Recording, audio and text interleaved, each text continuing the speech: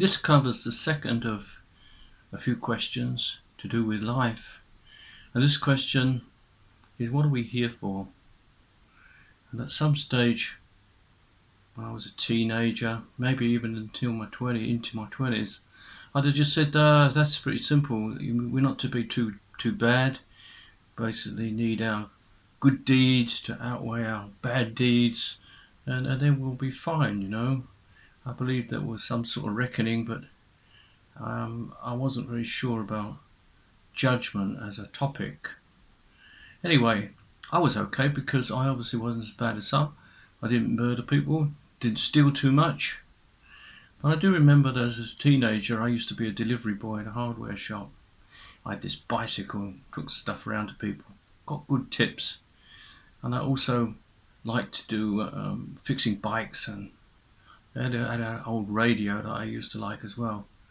Anyway, this guy had this storeroom at the back of his shop with all this paint that was just definitely not used, not very useful for me for my bikes. So I took a few cans of that stuff, and then there was this big coil of copper wire that came in very handy for pulling in radio stations from around the world on this radio at my friend's house. So got that, climbed up a big tree, hung it down, pulled in plenty of radio stations.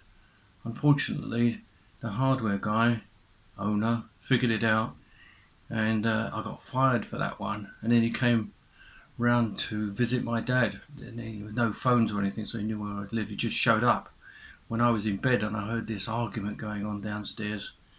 Yeah, my dad was really upset about this stealing thing, you see. So I got the idea. There's there's being sorry involving this sin word, sin word, and there's this other sorry which is very concerned with the consequences of getting caught. And I was particularly upset about losing that job.